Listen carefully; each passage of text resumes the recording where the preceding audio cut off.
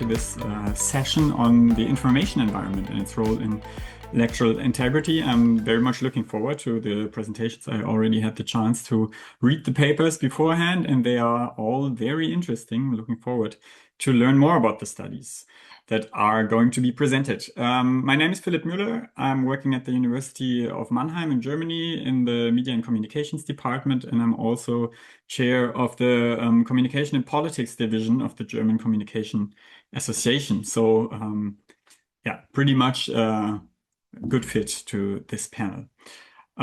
Before we start with the first presentation, I'd like to welcome our discussant who will give their response at the end of this session. It's Philippe Mongrain from the University of Antwerp in Belgium. Hello. Hi. Great to have you here. And we'll do a Q&A session at the end of this panel. So all the questions that you might have, you can already post them in the chat if you want, but we'll try to answer them in a comprehensive manner for all presentations at the very end of this panel. Yeah, I think that's it from my side. I would now hand over to our first presenter, which is Andreu Casero-Ripollés from the University of Castelló in Spain. And he will be talking about disinformation about electoral integrity, features and attributes. I'm very much looking forward to this talk. Thank you, Philip. It's a pleasure for me to be here. Thanks to the organizers. I'm going to present this research that is focused on the disinformation about electoral integrity. It's a descriptive approach, and I hope all runs well. In recent years, electoral campaigns have experienced an increase in the circulation of false content. This has led to the rise of electoral disinformation. One of the areas particularly affected to this phenomenon is electoral integrity. Our objectives are four. The first is to analyze the presence and temporal evolution of false content that questioned electoral integrity during the 2024 USA presidential elections and the European Parliament elections. Our second objective is to identify the actors associated with disinformation against electoral integrity, both the promoters of these false contents, the issuers, and its targets, the recipients. Our third objective is to determine the prominence of the different types of questioning electoral integrity present in the disinformation disseminated. And finally, our fourth objective is to evaluate the role and the type of emotions linked to falsehoods about distrust in elections. Our methodology is based in a quantitative content analysis of disinformation disseminated. The cases are the USA presidential elections and the European Parliament elections held in 2024. We use the content verified by fact checkers as a proxy to disinformation. In the case of United States, we use PolitiFact. The sample is between January 15th, 2024, the official start of the election campaign, and January 20, 2025, the presidential inauguration. All the sample of this subset is 374. In the case of Europe, we use the Elections 24 Check project that integrates fact checks from 52 fact check agencies in the 20 European Union member states. The sample is between May 1 and June 30, 2024. Totally, this subset is 248, and the total sample is 622. Our results show in the first time that the presence of false content that question electoral integrity is higher in the USA, with a 29.4% than in Europe, with a 20%. If we take care about the temporal evolution of this type of disinformation, we can see that despite varying degrees of intensity, these falsehoods appear regularly throughout the campaign. This suggests that questioning electoral integrity is a structural topic in the electoral disinformation. Another relevant result is that jokes increase as election day approaches to generate distrust regarding electoral integrity. Finally, this data shows that in the USA presidential election, the type of fraudulent content drops drastically after election day.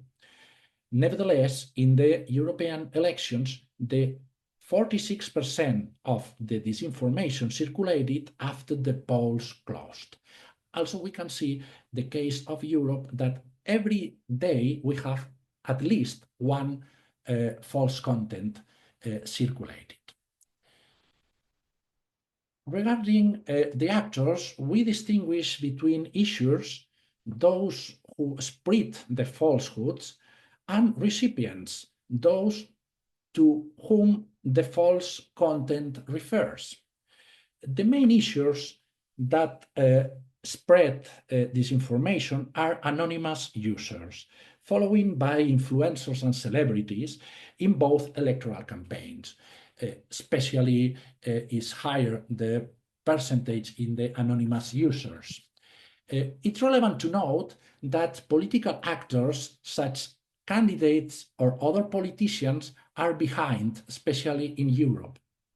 This data demonstrates that political actors do not directly assume the task of spread disinformation in campaign. Finally, the results reveal a democratization in the spread of false content, as multiple actors participate in its circulation, although not all with the same intensity. If we consider the recipients of this information, our data shows that democratic institutions are the primary target of the falsehoods that questions electoral integrity.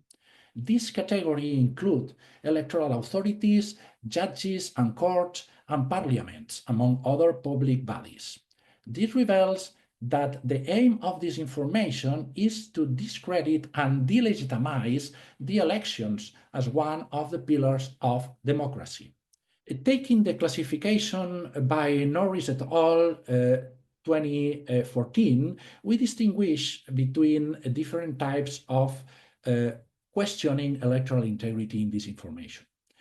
Our results reveal that the type most prevalent in both campaigns is the voting process that include false claims about vote fraud, opening polling stations, identification of voters, or problems with ballots, among others. The second most frequent category is the election results that include falsehoods to generate suspicion about the legitimacy of the results. If we move towards emotions, we can see that the presence of emotions in the false content that question electoral integrity is high. 89.9% in the case of the USA presidential elections and 70% in the European Parliament elections. Most of these emotions are negative, especially in the USA with 80.8%. Anger, fear, and guilt predominate in these negative emotions. Our main findings are articulated around 5 points. The first is the discrediting of elections through falsehoods is carried out via an outsourcing dynamic. The anonymous users and influencers act as a digital surrogate organizations that carries out the dirty work of disinformation in campaign. Candidates and parties avoid the political and legal cost of directly disseminating falsehoods. This finding falls into the model of the concept of participatory disinformation that is stated by Starbird and colleagues in 2023. Our second finding is that disinformation questioning electoral integrity contributes to increase epistemic instability in democracies. The democratic institutions are the primary recipients of falsehoods reveals that this content aims to destabilize and delegitimize the foundations of democracy. This exacerbates an epistemic disruption, attempting to reduce the authority of democratic institutions and generalize social distrust around elections. Disinformation ignores structural problems and attacks especially the electoral process and its results. This can foster a democratic backsliding. Our third main finding is that we can observe two logics in the temporal evolution of disinformation that calls into question electoral integrity. In the case of United States, we can see an transactional and instrumental logic where disinformation is configured as a tool of pressure to influence the election result or to justify a possible defeat. In the case of European Union, we have a structural and ideological logic where disinformation aims to create cynicism toward the election and to the electoral project, to seek to determine diffuse support to the democratic regime. Our fourth finding says that we can observe a strong role of emotions in the falsehoods that seek to foster distrust in electoral integrity. The predominance is of negative emotions. This seeks to accentuate the political polarization in the public life. And finally, we have a finding related to the potential qualitative impact of disinformation that questions electoral integrity. Although the total volume of false content focused on questioning the electoral integrity is limited, it may have a relevant public influence on political life and public perception.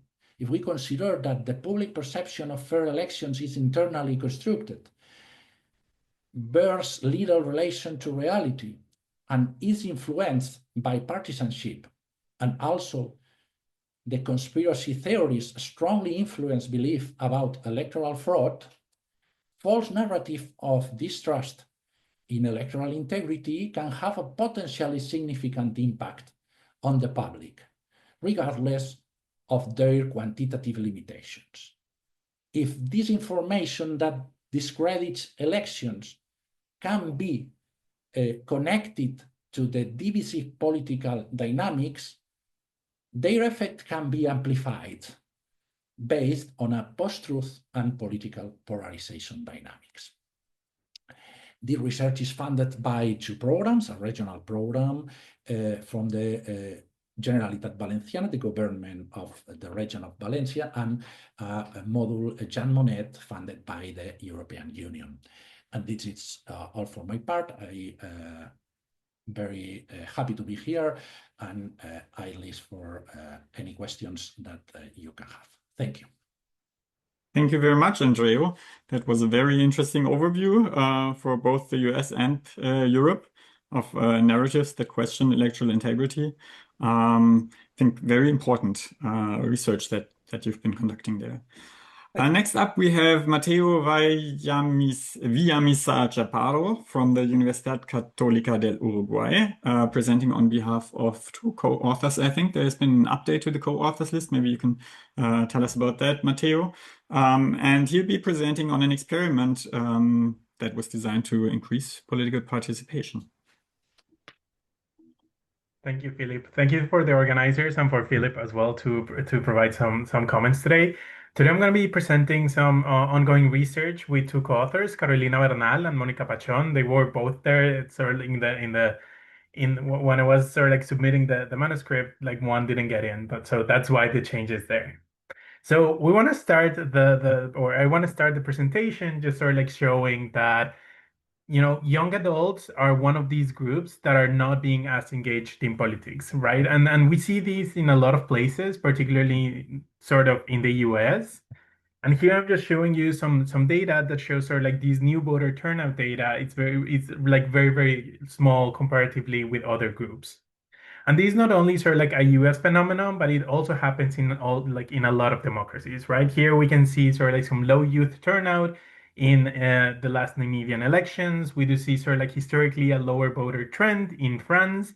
And here I just also want to show you sort of like some of the countries in Latin America and how sort of like when we disregard or like when we break up by age gaps, we do see also that those individuals between 18 and 25 do have the lower turnout among other age groups. And the question here is kind of like why and what can we do about this? And in that respect, what can actually be done about this? The first thing that the literature has been talking about this is sort of like incentivized participation. We see here a lot of like different get out to vote campaigns, and sort of like a lot of different aspects that are just trying to push individuals to go outside and vote. We can also do some other changes and sort of like instead of promoting and incentivizing participation, we can lower the costs of participation, right? Here we see sort of like voting by mail, making individuals to vote with their peers, have some sort of like free rides on election day, and all those things that could actually help individuals go and vote easier. We can also sort of like invest in civic education and political knowledge and norms of civic duty. And here is sort of like a lot of papers on sort of like including the importance of civics and voting in both sort of like school and university curricula. And lastly, we can also see and there's a correlation between educational attainment and curricular exposure. So individuals that tend to be more educated tend to vote more, and thus we should sort of like also invest in education so individuals can be more invested in voting. However, in order to overcome this turnout age gap, we need to generate interest, right? Like sort of like the diminishing participation costs and lowering participation costs is not enough. Particularly because recently the literature has shown very consistently that people are not inherently interested in politics. So besides sort of like decreasing participation costs, we also need ways to engage individuals and make them interested in politics. So how can we generate political interest in one of the less interest engaged groups? And here's what our experiments will try to do. So our argument, kind of like in brief, is basically that incentive-based political environments will lead to increased political engagement. And this will be done through two mechanisms. The first one is through the cost of participation, right? And here, sort of like we lay on the idea of some costs and psychological ownership literature in which if you have already invested some sort of cost or sort of like time or interest or knowledge in getting informed to vote or like actually going to vote, then you'll have, the not voting will be costlier for you. So here is sort of like we try to engage in these individuals that once you pay or once you are engaged in politics to some extent, it'll be harder for you to not go and participate politically.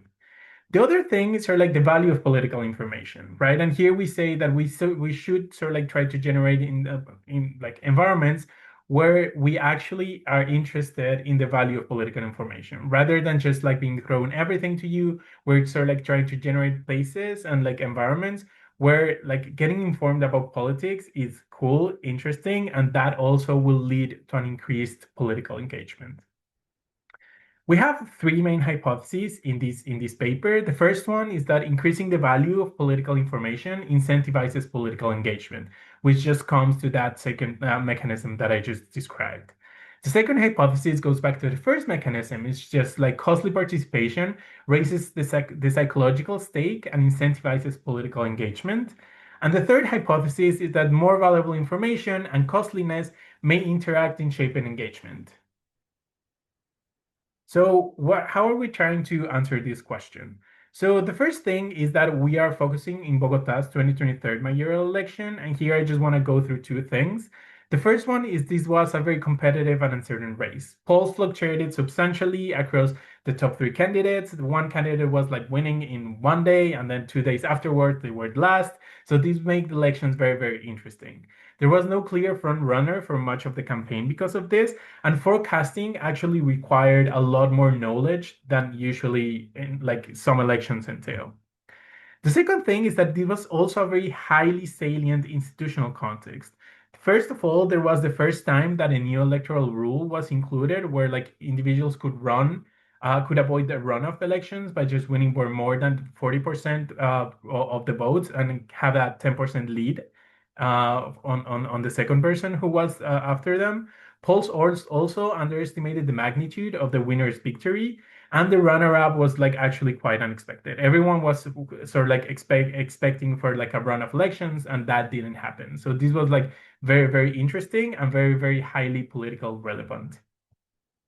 So what do we do? On the days prior to election, we created or like we put forward what we call the botanding experience. And this was sort of like a really cool experience that we created with the Department of Design of Universidad de los Andes, where we're just like pushing individuals to vote and sort of like be engaged with politics.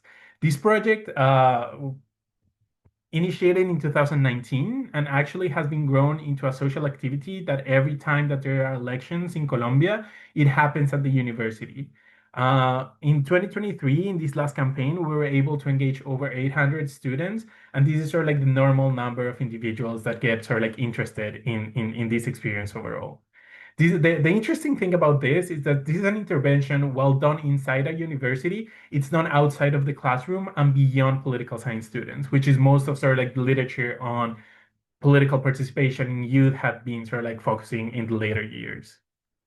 What we actually did is sort of like botanding was basically a fixed entry betting pool where participants were trying to predict presidential and mayoral elections. So here we're just focusing on the mayoral election, and then each individual would have the opportunity to sort of like try to bet what would be or try to predict what would be the final percentages of all the people of all the people that were being that were candidates in the election. Right? It worked as a prediction-like market. It was not necessarily a prediction market per se, but it was a prediction-like market in the sense that new political developments become directly payoff relevant. So there was individuals, if they guessed correctly or like close to the right elections, they were winning sort of like a price of 500 and 300 US dollars.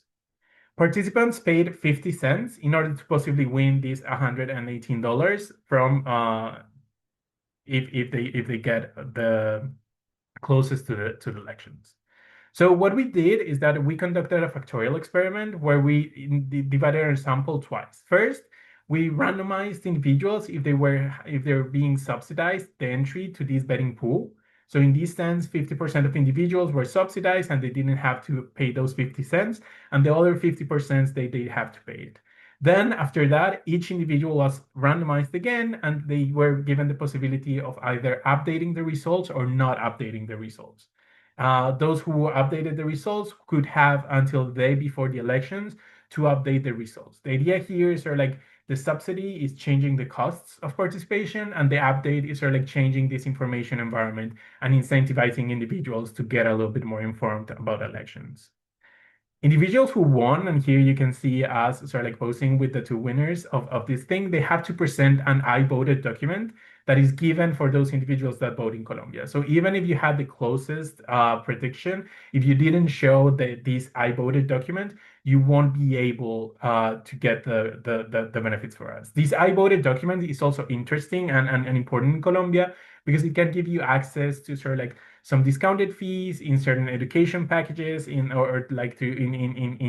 your payment for education in Colombia. You can also have sort of like half a day off from your work, and this gives you sort of like an extra incentive to participate overall. So in order to analyze these things, we created three variables. So like we have three main outcomes. The first one is sort of like political interest. And here we measured in terms of the frequency of news consumption and the interest in politics. We also looked at prediction accuracy, and then we did sort of like the accuracy to what the actual results were and what the polls had. And finally, we had a self-reported turnout measure. Our estimation strategy was sort of like a factorial analysis, normal factorial analysis with day fixed effects and a vector of covariates, sort of like just to increase statistical estimation. So let's just go to the results because I'm almost out of time. What we do see is that sort of like the effects of allowing participants to update results in lower prediction errors, both from the distance to the polls to actually the distance to the actual results.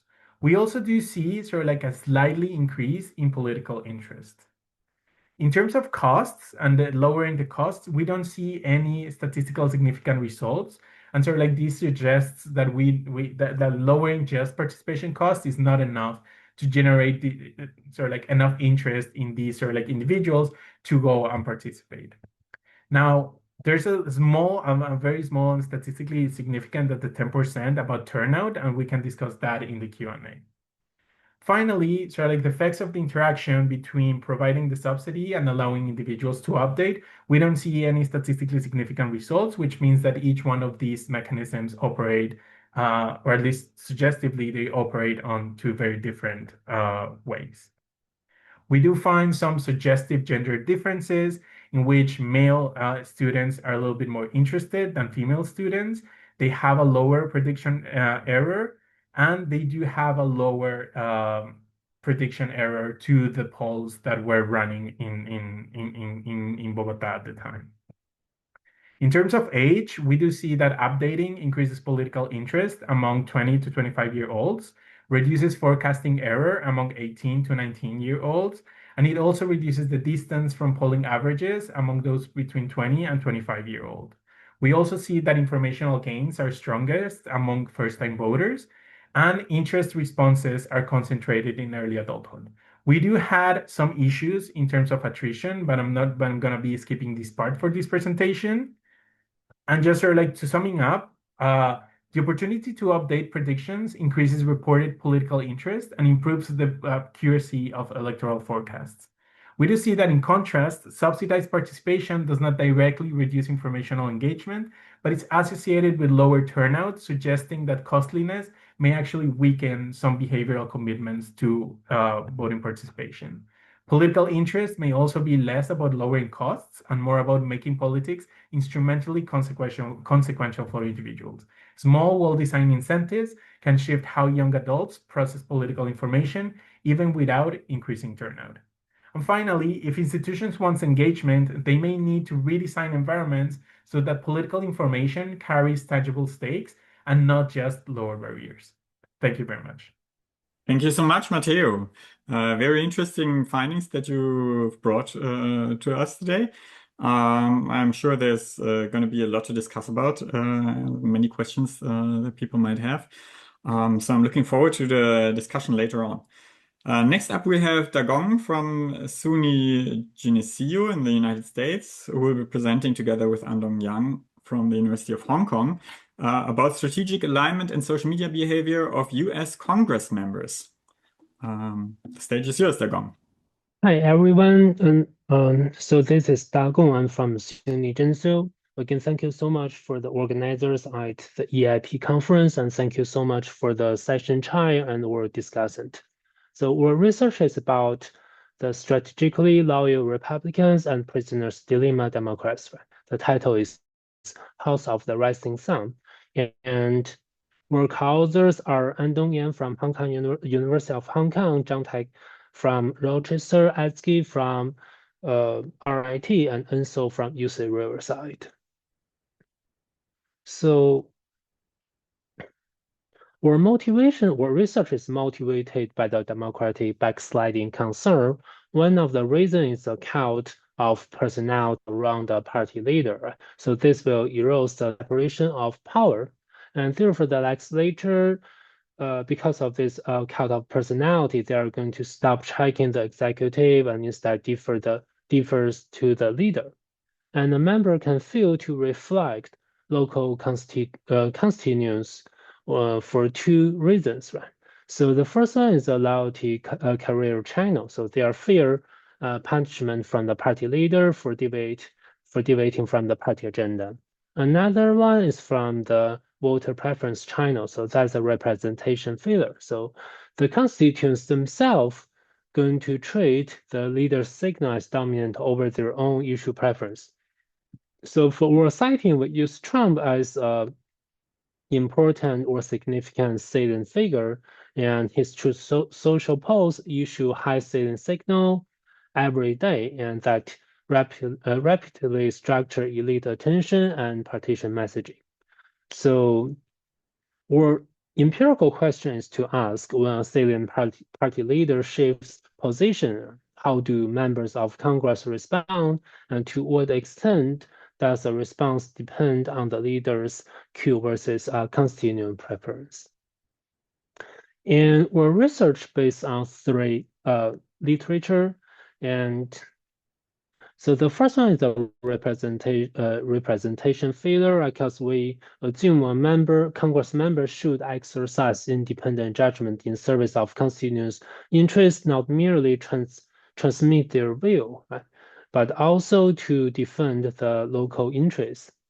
And if a representative abandon a district's issue preference to follow the presidential cue, that is a representation failure. And we also assume the voters are rational at the policy level, but their preference need not to be good for them. And we do not assume the representative can observe the constituent preference, but we assume they can the observed behavior of the local representatives is election maximizing equilibrium. And so even if our first assumption doesn't work, that's when the voters are not even policy rational, this can only deepen the failure. So one example, so that's saying for the local voters, they prefer lower tariff. They don't like tariff. And however, they have a strong preference in Donald Trump. So if that's the case, the second preference in the Donald Trump dominate for the policy issue. So from the voter pressure, the local representative going to follow whatever Trump do because that's their voters' preference. And however, to defend the local interest, so they should try to against the tariff. So that's kind of like the dilemma for the Republican representative are facing, right? Also, another channel is the punishment from the party themselves. And we also build on two other literature. The first one, for the legislator, they're going to use the presidential cue strategically, and for the in-party rallies, representatives, they are going to rally around a co-partition president, and for the out-party representative, they are going to resist for whatever presidential cue it is. And if they deviate too much from the local interests, they are going to face some punishment from the voters, right? So that's electoral accountability literature. So we also going to try to ask, right, how a member will resolve this dilemma, the trade-off between the presidential cue taking and the electoral accountability. And if this depends on whether the leader's position is controversial or not within the party. So we define a controversial topic or issue as internally divided within the party members. So that's when we can know actually there's maybe around 50 or 40% of the representative that are against this presidential cue. And for the consolidated issue, that is before this presidential cue, actually everyone or almost everyone, they have the same opinion with the presidential cue. And we use a within party distribution of express stance to proxy for this measure. And for example, the opinion in tariff actually is a consolidated issue. Around 84% of Republicans in their tweets, they have similar stance with Trump's post on the Liberation Day.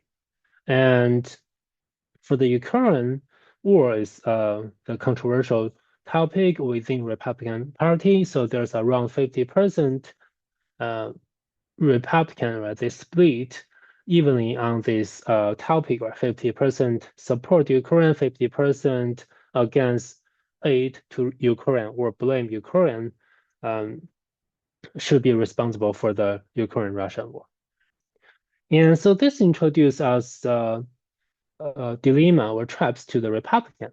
We also have asymmetric traps for the Democrats. So first of all, let me, yes, for the Democrats, we already introduced a lot about this strategic loyalty problem for the Republican, right? They are facing the trade-off between the presidential queue and the local accountability. However, for the Democrats, so for the, it's a classical prisoner's dilemma. So for the individual representative, the optimal strategy for them is trying to against Donald Trump or against the president for sure, right? So, because this can amplify their signal and can make them more salient in front of the voters. However, collectively, the optimal strategy for the Democratic Party is to trying to lower the influence of Donald Trump, right? To reduce possibility of Trump's exposure in front of their voters, or especially for the moderate voters. So this introduced a prisoner's dilemma for the Democrats representatives. So, and we're also trying to measure two behavior margins, right? The first one is the engagement or the attention. That's whenever Trump issue a signal, right? Whether or how much a member speaks on the topic. And the stance is the intensity margin, so that's the position taken conditional on speaking, and if they are agree or against with Donald Trump. So the three research question is when Trump issue a high salience national signal, how do members adjust issue attention and stance? And for the second research question, do members follow the leader's cue even when it conflicts with the local constituency opinion, and through which channel, and does the loyalty accountability trade-off suppress in-party engagement when the issue is controversial within party? So we use three events as example, but definitely for sure we are going to expand our events sample. So the first one is Trump blame Ukraine should be responsible for the Ukraine war. He sent this Truth Social post on February 19, and on September 23, right? So Trump trying to change his stance, be like, okay, I'm going to pro-Ukraine this time, and he think Ukraine can win this war with the help from the European Union and US. And for the third event is Trump trying to increase the tariff on China, Canada, and Mexico on February 1st. So these are just three examples, and again, we are definitely for sure to expand our event sample, and I don't have too much time, so you can feel free to post a video to read the full text of the Trump's post. And the data we use, right, for the Twitter data, we just use all the Congress tweets from 2022 to 26, and we have the full text message from them. And for the Trump signal, we get from all the Truth Social posts from Trump, and then we do the text analysis, right? We use a very standardized pipeline to do this text analysis to detect the relevant Truth Social posts and the relevant Congress tweets. And we use the Q1 model, the large language model, to do the relevance detection and the stance detection. And we also trying to use the GPT-4 to do the robustness check. And for the other variables we use the Trump-Biden vote share to measure the district preference. And we also use a cooperative election survey policy preference estimates the policy preference at the district level. And we also have the demographic characteristics at the district level. And we also have all the member information from the bio guide, and so on and so forth. And so today I'm only going to follow on the event level analysis. So that's we are going to use novel posts as a shock or a treatment.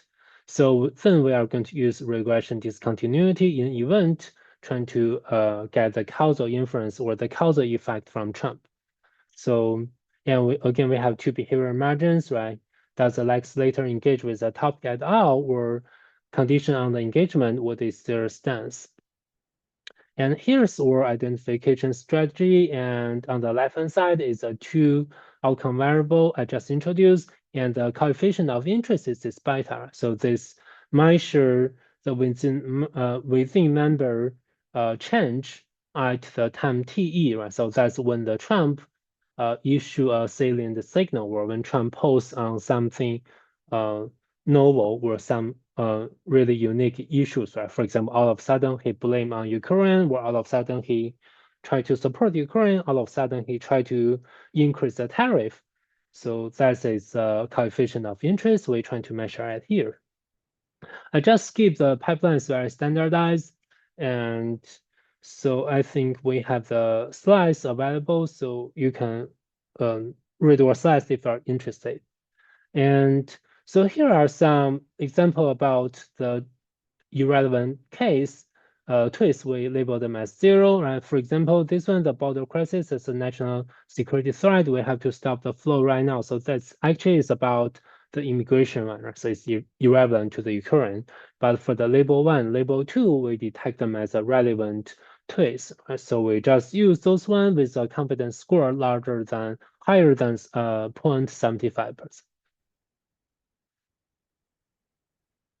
Okay, so and here's like descriptive data when we're trying to get the Congress twist, right? We can see there's for the Republican, we have very consolidated agree with Trump's stance on this day, right? So when Trump trying to increase the tariff, and we have for the Democrats, are basically all of them against Trump. And however, for the Ukraine one, so for the Democrats, right, they trying to agree with support on Ukraine. However, for the Republican, we have this evenly split opinion on this issue. So that's why Ukraine is a controversial topic, and for the tariff is a consolidated topic for Republican. So we can look at this RD results first. So we can see when Trump firstly trying to blame on Ukraine, we didn't observe any significant increase in the Republican. Maybe there's the coefficient is positive, right? But it's not significant at all. And however, for the Democrats, right, we can see whenever Trump trying to blame on Ukraine, or when Trump reverse his stance trying to support Ukraine, we can always see the Democrats increase their engagement in this topic. That's because this is a controversial issue, and they know this is an opportunity to increase their own individual salience by engaging into this topic, right? So, and of course, for the democracy, it's just trying to against Trump. So, and then we can look at the stance, right? Firstly, we can look at the Democrats and their opinion or their stance doesn't change that much, right? This is because their stance is always against Trump. So we cannot observe a significant change around this cutoff, right? But their stance is very stable. And however, for the Republican, so that's for those who engage with Trump, right? So although we observe kind of like a strategical silence at here, but for those who engage with Trump, we can observe, right? For when Trump blame on Ukraine, their stance towards Ukraine get more negative. And when Trump again reverse his stance trying to pro-Ukraine, the Republican stance trying to become more positive.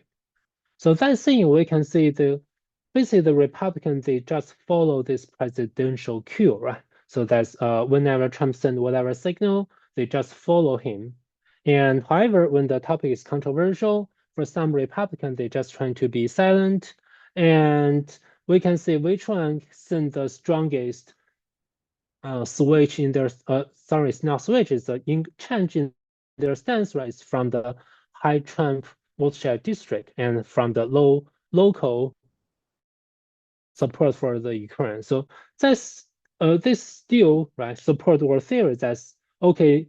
the local representatives are going to follow the presidential queue, and that is from the treatment effect we have, and they are trying to make this they're trying to make this signal, right, follow on the local voters' preference, right? So that's if it's from a high local support for the Trump, they don't have that much pressure. If it's from like a low local support for the Ukraine war, they don't have that much a pressure to do such stance switch or the issue.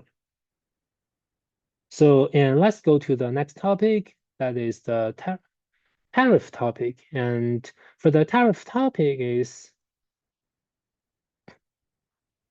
consolidated within party.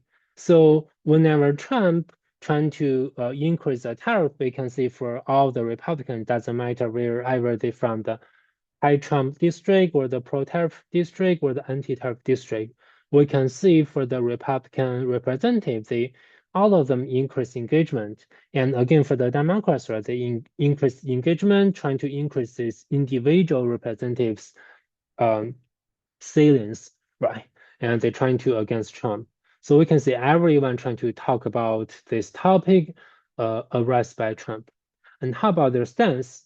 Again, for the Democrats, we cannot see too much significant change because the Democrats is already steadily against Trump's tariff position. And for the Republican, we can observe, right, basically for those one from high Trump and pro-tariff district, right, they have expressed much more positive stance about the increased tariff on China, Canada, and Mexico.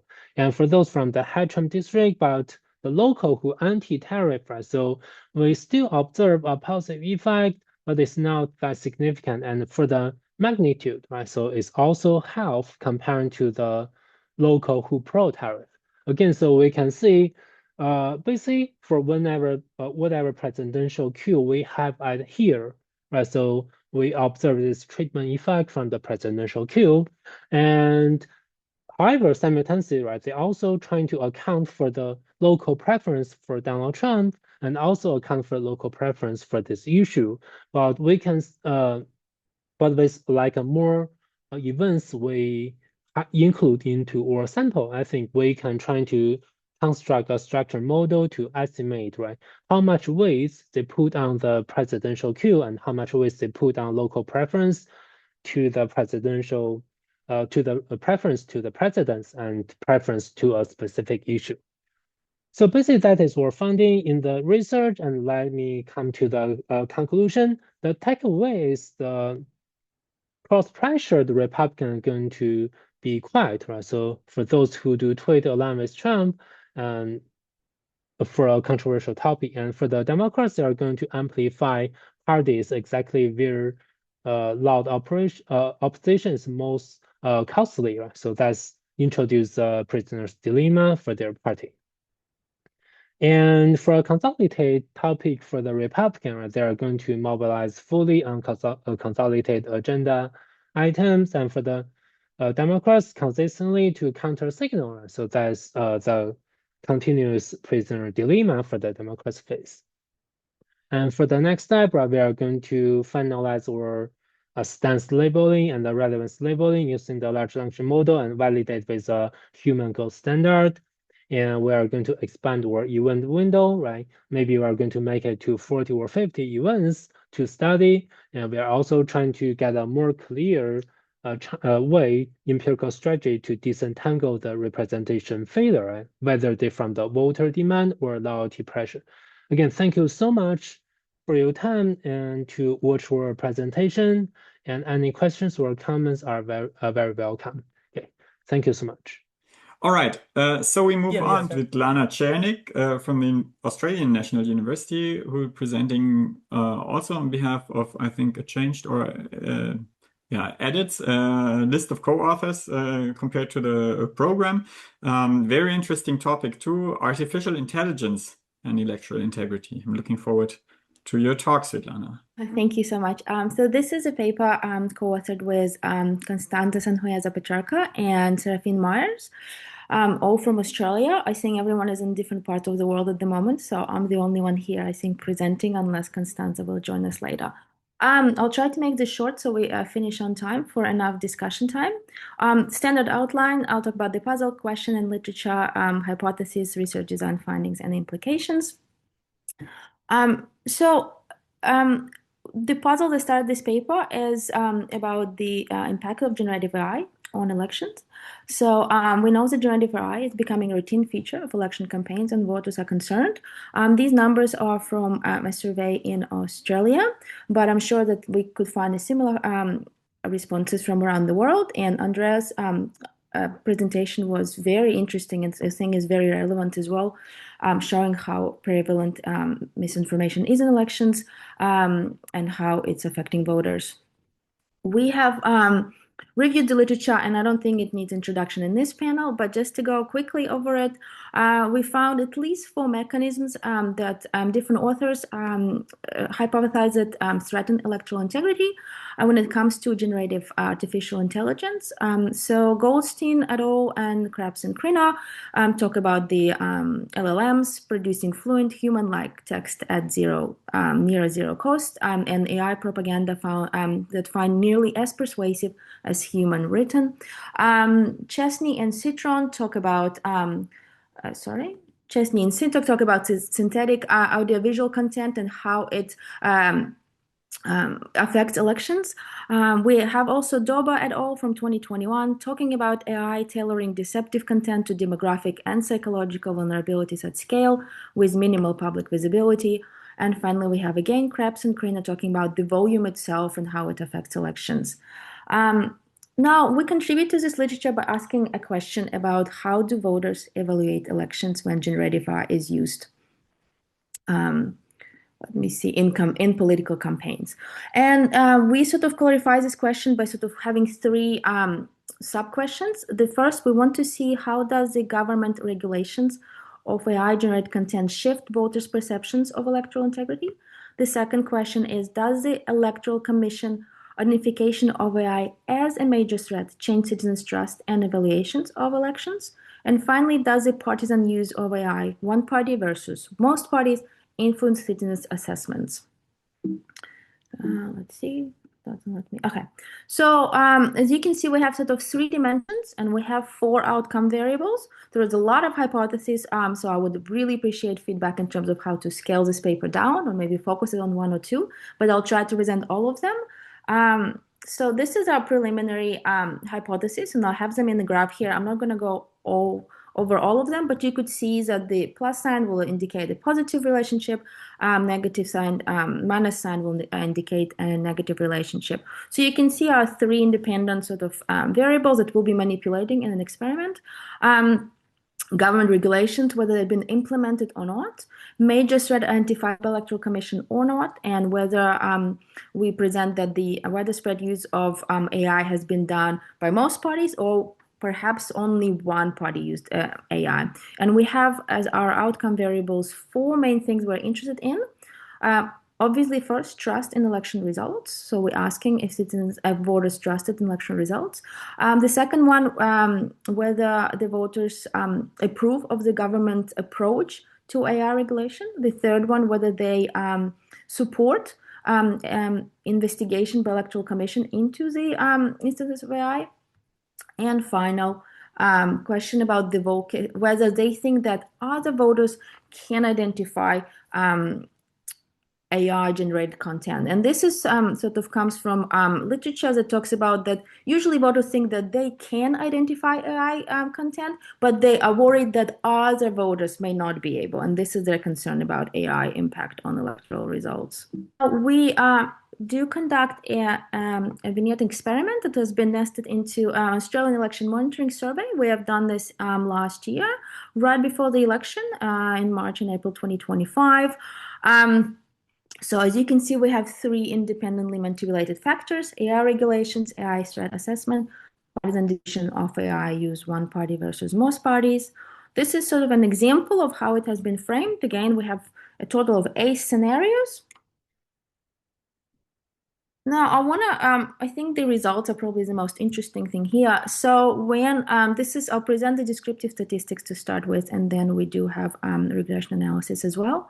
When it comes to the AI regulation, So here we find significant relationship only with one variable. So if we present an experiment, if we present a scenario where government has implemented AI regulation, then it increases the probability the voters will be more likely to approve of the government approach to AI. But we don't find any significant relationship with other outcome variables of interest.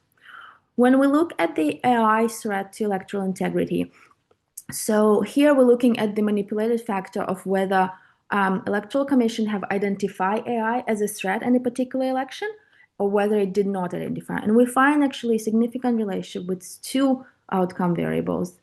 We find that that AI threat to electoral integrity, if it's identified, it erodes trust in electoral results. So voters who have been presented with this scenario less likely to express trust in electoral results, and they also are less likely to think that other voters will be able to identify AI-generated content. So we sort of see that it erodes trust, and it also erodes sort of detection confidence as well.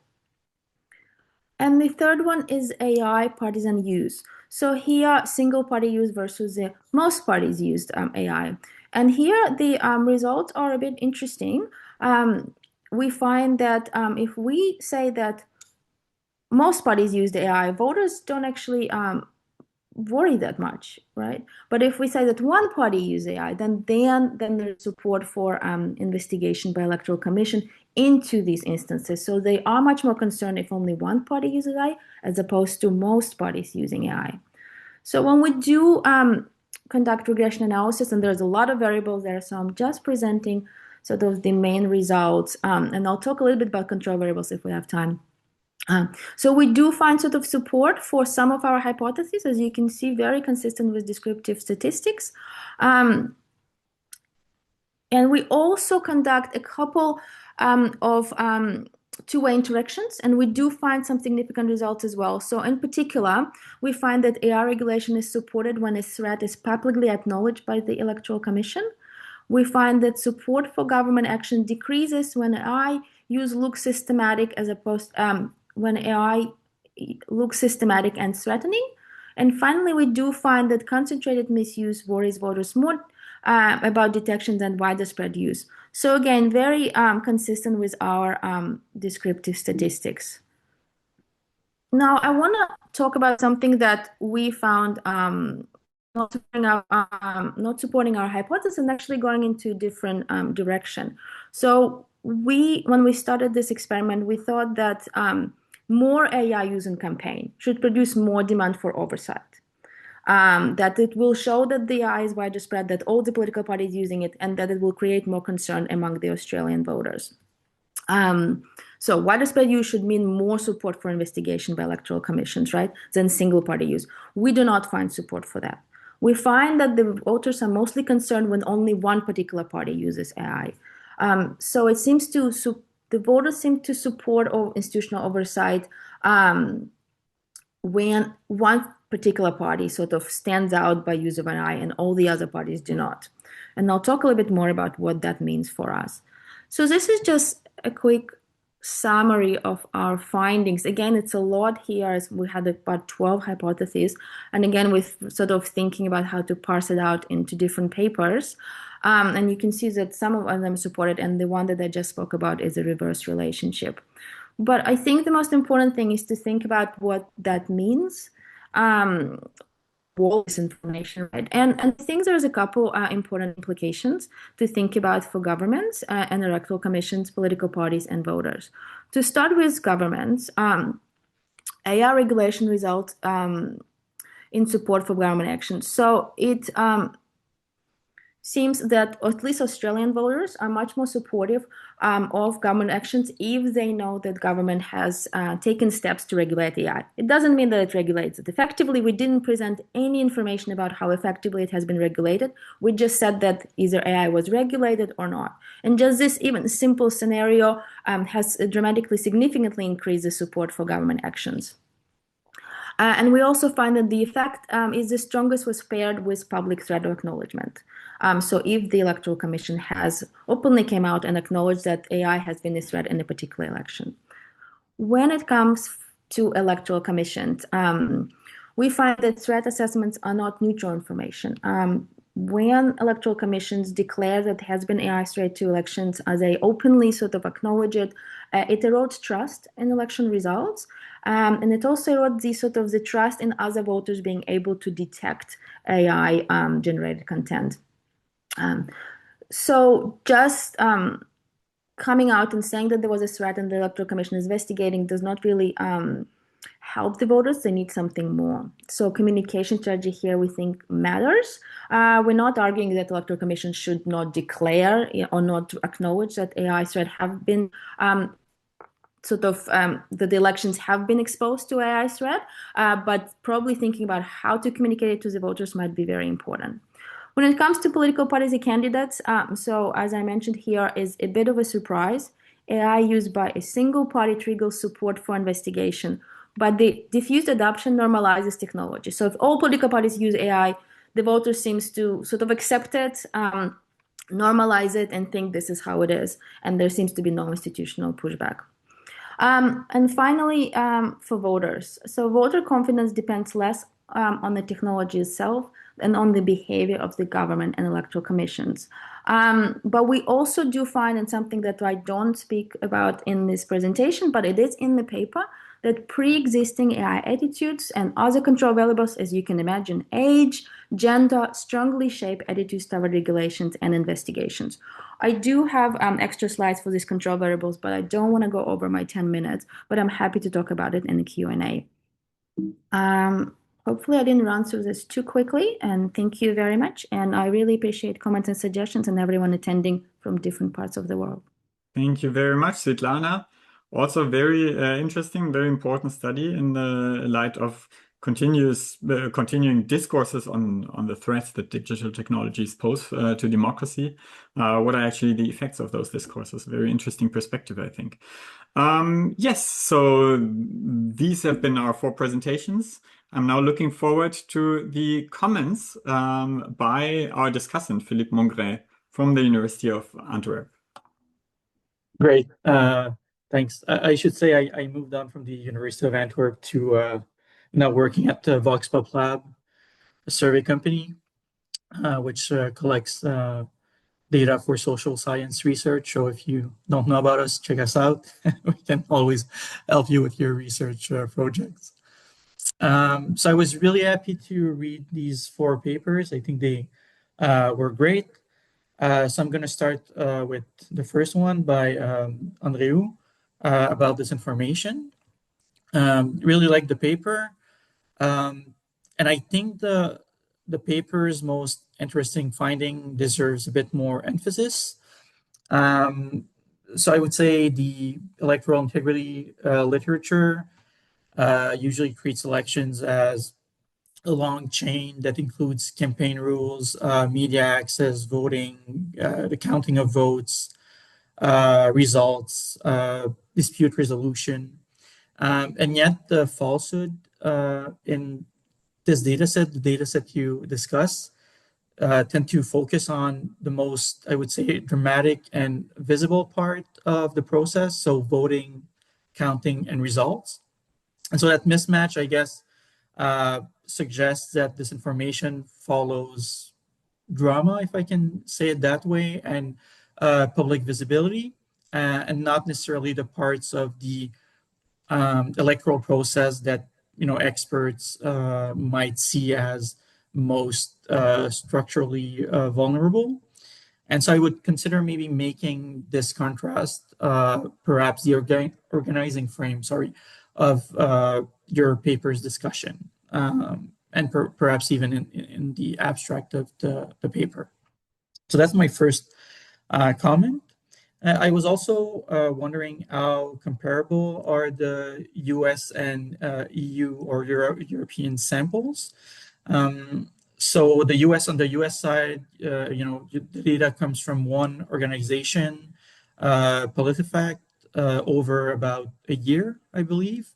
And then on the EU side, it comes from over 50 organizations in about 20 countries over a much shorter period of time. So I guess any US, Europe difference could therefore reflect differences in fact-checking organizations, even languages, and time windows as well, rather than differences in disinformation itself. So maybe I would describe the data a bit more explicitly as, fact check claims and not as the full universe of disinformation. And maybe add a section explaining how the fact checker selection process might differ across the your two cases. I was also wondering, I was not sure if each case in your study, sorry, in your study is a unique false claim, or is it a unique fact check of false claim?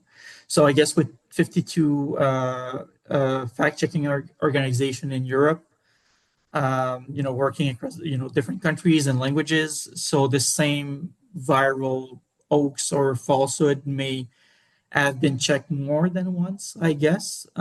So if so, some counts may actually reflect fact-checking activity rather than the number of distinct falsehood. So I would explain maybe if there were some, deduplication rules regarding that possibility.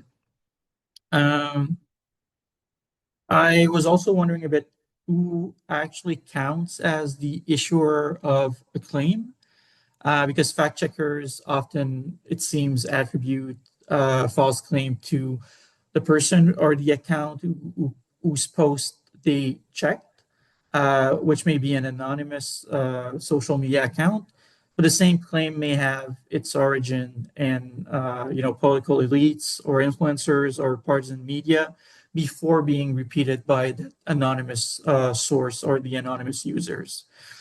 So the finding that anonymous users are the main issuers may therefore partly reflect, I guess, fact checkers' attribution practices.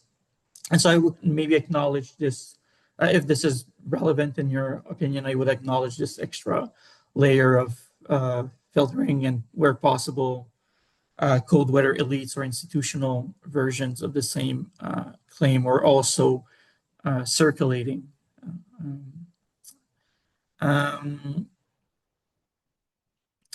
I also was wondering how is I think this is quite important. How intent is established? So the paper defines, of course, this information as deliberately giving false and harmful information, but fact checking, I would say, demonstrates falsehood or falsity much more clearly than intent. So it is difficult to know from a claim alone whether the person sharing it knowingly spread a falsehood or if he or she believes it. So I would either explain exactly how coders inferred intent from the person who shared the information, or use maybe more careful terms such as verified false claims, electoral integrity falsehood, or electoral integrity hoaxes, or things like that. So I don't think that would weaken your argument, but it would make maybe the measurement a bit more precise and defensible. Also, your headline that about 25% or 25.6% needs, I think, a clearer reference point. So a quarter of fact-checked election falsehood targeting electoral integrity sounds quite serious, but I think the readers might need to know whether that share is rising, falling, or stable. So I don't know if you have data related to that point, but maybe show if this is an increase from previous election cycles. And finally, I think the paper should say a bit more about what fact checkers cannot see. So a lot of electoral integrity disinformation now circulates in closed messaging apps, private groups, short video formats, and fact checkers can only cover some of these or cover some of these spaces quite unevenly. So maybe say a bit more about what they are actually capturing, because they are probably not capturing the full universe of falsehoods. So the next paper, Mateo, so beyond participation with the election prediction market or quasi prediction market. I thought that was super interesting. I have personal interest in election forecasting, and so I think it was nice also that you were able to do that study using during a real election. So that was quite nice. I was wondering if you have like a pure control group in your study. So as I read the design, I think everyone is part of the forecasting competition. So the experiment is kind of comparing different versions of the game. For example, whether people can update their forecasts and whether they paid a small entry fee, rather than comparing the game to let's say a no game condition. So people not participating at all in the forecasting competition. So this means that the paper can show that updating opportunities and entry fees matter within a forecasting environment, but it cannot really quite show that forecasting environments themselves, I would say, increase political interest.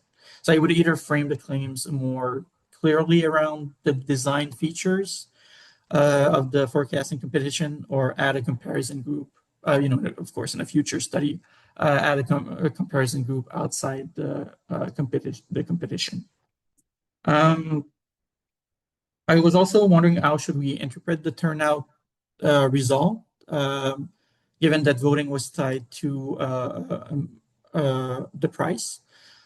So to be eligible for the money prize, I think about 120 American dollars, participant had to present a voting certificate. And so that means that voting was not only an act of civic participation, but it was also a way to remain eligible to win in the forecasting game. So, I think 13-point turnout drop in the subsidized group may therefore mean that people who entered for free, I guess, cared less about winning. And I would say this directly in a future version, maybe consider making the price unconditional on voting for some participants or for a random subset of people. And I think that would help separate civic engagement from commitment to the game itself. I was also wondering, could the accuracy results partly reflect timing? So participants who were allowed to update made their final forecasts a bit later, closer to the election day, after, I guess, more polls, debates, and campaign news were available. So if those later forecasts are compared with baseline forecasts from people who could not update their predictions, then some of the accuracy advantage may come from having more information rather than from deeper engagement with politics. So I would spell out exactly which forecast entered the accuracy calculation and when each forecast was made. I think your headline outcome also needs a bit of a clearer measurement discussion. So general political interest is measured only after the election. So the main finding is a valid comparison across randomized groups at one point in time, but it is not necessarily direct evidence that individuals became more interested over time. So also the campaign attention item changes from a 7-point scale at some point to a 5-point scale at endline. So I was not sure why this was the case, and so as you mentioned in the paper, it required a rescaling. But I would say a bit more about the reason why that change. Also, I was wondering what exactly does the 50-cent entry fee change for participants? So the paper interprets it as psychological ownership, but I think other mechanisms are also possible. So if free entry could feel like, being giving house money that is easy to let go, paying could make the activity seem more serious, or the payment could create a sense of obligation also to the organizers. So these stories point, I think, to different policy lessons. And I would add maybe, again, in a future version, simple manipulation check, asking about, perceived stake, seriousness and commitment. And in a future round, vary the size of the fee as well, to see whether a larger personal stake also produces stronger commitment. I think the null result on news checking is quite interesting, and it's not an embarrassing result at all. And the data may be able to say more about it. So participant who could update became more accurate without reporting more, if I understood correctly, without reporting more deliberate news checking. And so that fits the idea that information reached them through social feeds, conversation, maybe campus chatter, or exposure to incidental exposure to information rather than through intentional visits to, let's say, news websites. So I would check whether forecast revisions cluster maybe just after new polls were released. And if they do, the paper can show information incorporation directly and turn the new news checking result into evidence about the mechanism. I have a few other comments, but I think I will move to the next paper because I want to leave some room for the Q&A. So moving to Dagang and colleagues' paper, I think the central move the paper is making is very strong. So the paper treats silence as a strategic act rather than as missing data or missing information. So that's quite nice. And I was wondering if the stance shifts you observe might be about who speaks rather than what individual members change. So I mean, so stance is measured only among members who, if I understood correctly, who tweet about the topic, and the attention result shows that the group of speakers changes right after the post. So the finding that engaged Republicans move toward Trump may mean that a different set of Republicans is speaking after the post, not that the same Republicans change their messages necessarily. So I would maybe decompose the stance jump into within member change among people who tweet, both before and after, and compositional change, caused by new speakers entering the conversation. So those two stories have, I think, very different implications for your loyalty argument. Also, I think that the sign conventions across the paper should be clarified, and that it might use some readers. So moving toward Trump appears as a negative number in the Ukraine blame event and as a positive one in the Ukraine reversal event, because Trump's own position changed between the two cases. So I had to read the tables a few times to keep track. So I would recode stance everywhere as alignment with Trump's position at that moment. So that movement toward Trump is always positive, for instance, and label your tables accordingly. So that might be clearer, I guess, for readers.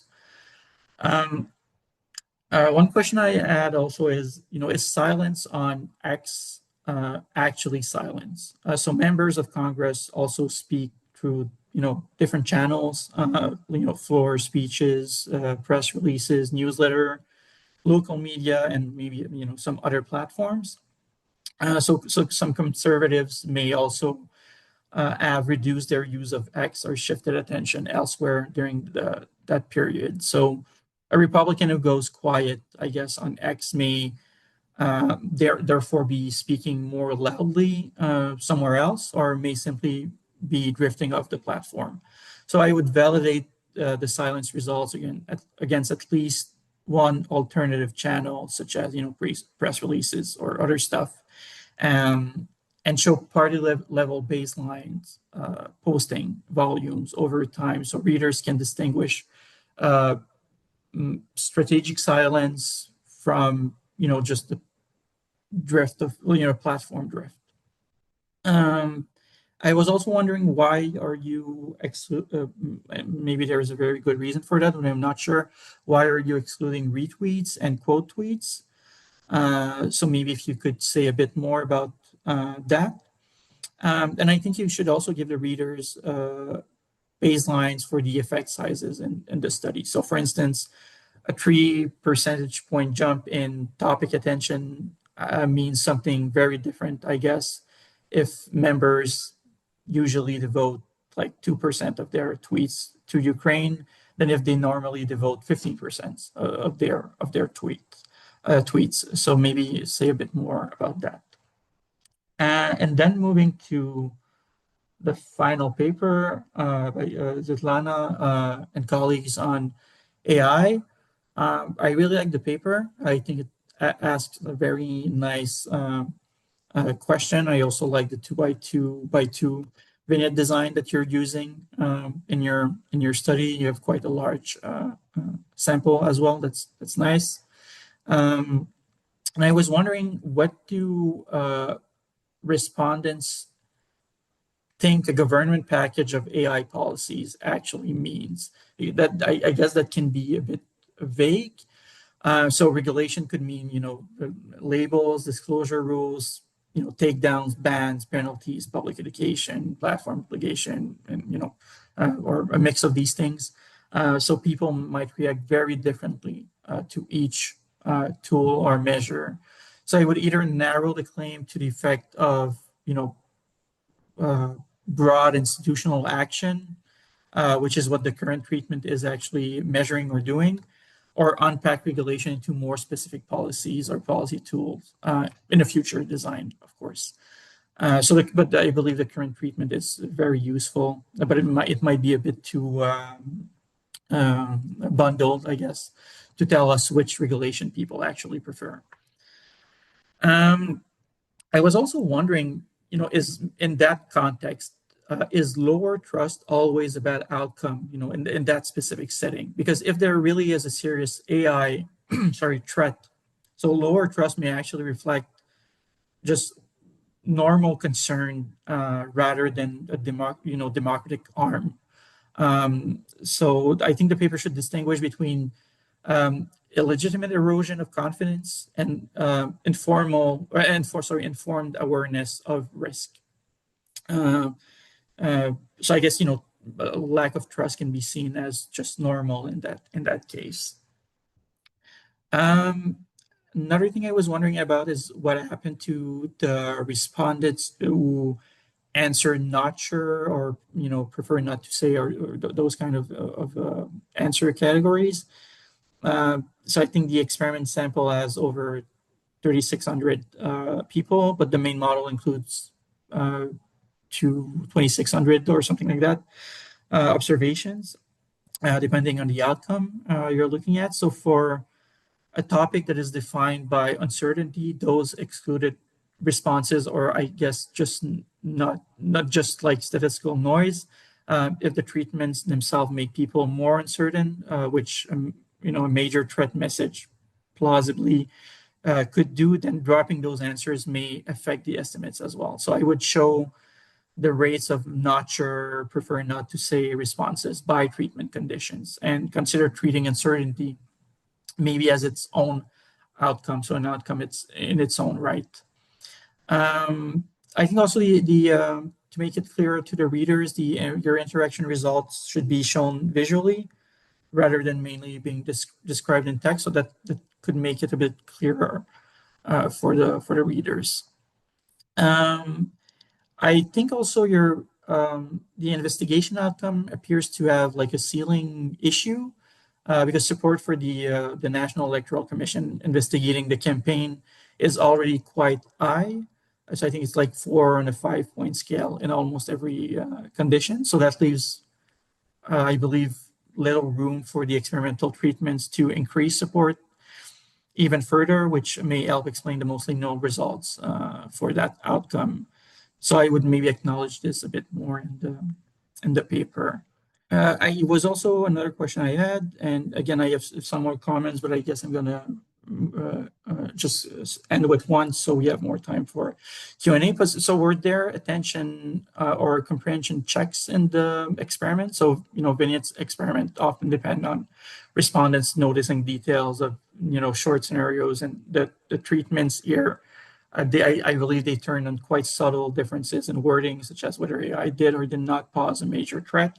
So I would report any attention if you add any attention or manipulation checks, such as whether respondents recall whether the government regulated AI or whether the commission found a major threat. So if that's available, I would say I would report them in the paper. Yeah, and those were my comments for all four of you. But overall, I really enjoyed reading all of them. I think they were super interesting. Thank you very much, Philippe.